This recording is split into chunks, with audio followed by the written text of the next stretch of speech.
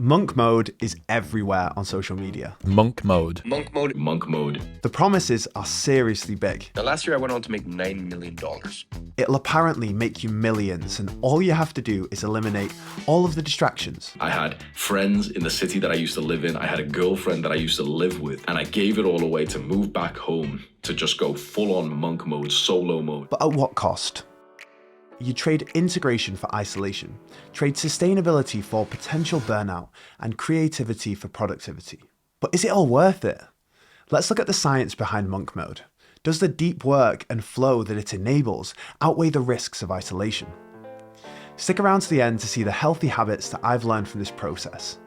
I'm Jack, I'm a doctor in the UK, and let's get into this. Time, the most vital natural resource. Every tick of the clock is time won or lost. There's an idea called monk mode, which has kind of become a bit of a meme online.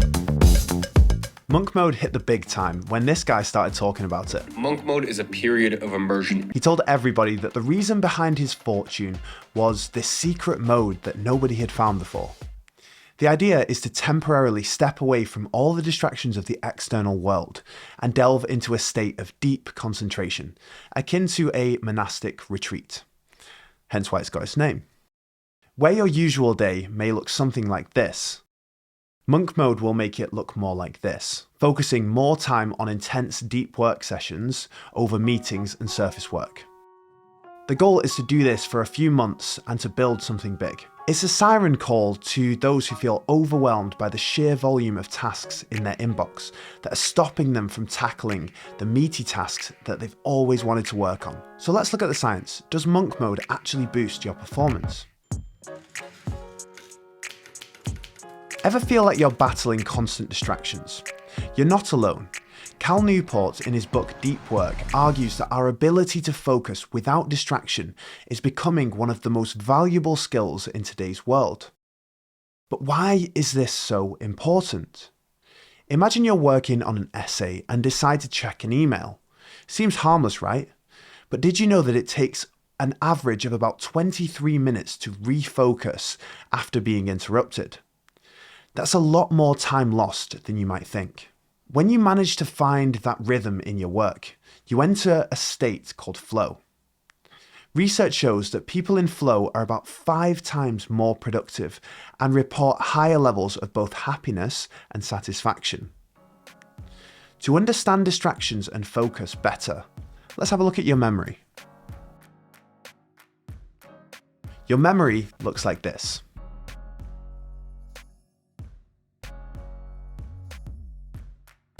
The limiting factor is right here in your working memory. Your working memory can only hold a limited amount of information at once. If you're overloading your working memory with too much information, the tasks that you're looking to encode into your long-term memory are going to fall down this forgotten path. Studies have shown that reducing cognitive load through focused work can improve efficiency of learning by up to 25%. But there's a problem with monk mode though.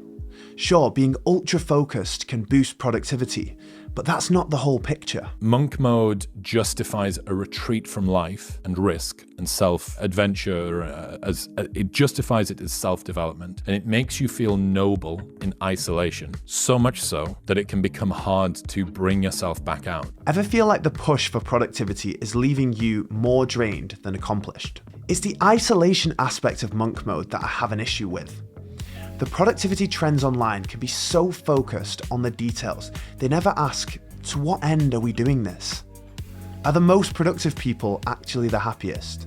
At its extreme, monk mode encourages us to view ourselves as machines, capable of endless productivity if we can just detach ourselves from our social circles. The difference between monk mode and a monastery is that in a real one, you live in commune with others.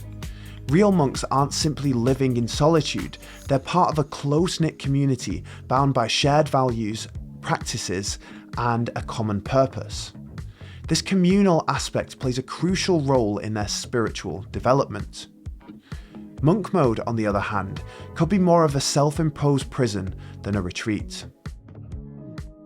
Research in psychological science found that loneliness can increase the risk of early mortality by 26%. Socializing is an integral part of our humanity, and we shouldn't sacrifice that. As you can see here, loneliness is becoming more of an issue with the social norms of Western life. Let's not introduce compulsory productivity isolations to exacerbate that problem. Isolation away from everybody for a period of intense work might not actually make you more productive. If everything but work is a distraction, you'll just burn out.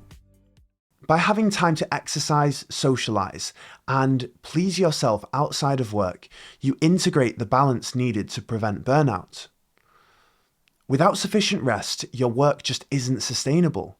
You'll slowly compound your stress, and the fire will work to burn you down just like this.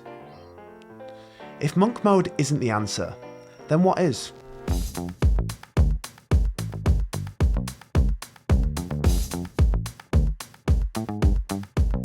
I'm always trying to encourage healthy habits on the channel. I really like the idea of focusing on deep work. Some of my best moments in the last few months have been after a really satisfying deep work session. However, I think monk mode encourages an unsustainable approach that can be very isolating. While monk mode has its benefits, it isn't practical or sustainable for most of us.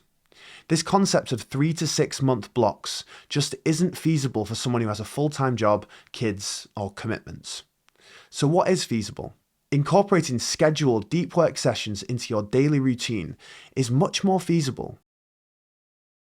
Your body's natural ultradian rhythms of focus look like this. It can be helpful to place your deep work sessions into 90-minute cycles to leverage these natural rhythms. This way you can get into deep work sessions without the negative effects of prolonged isolation. So let's rethink monk mode.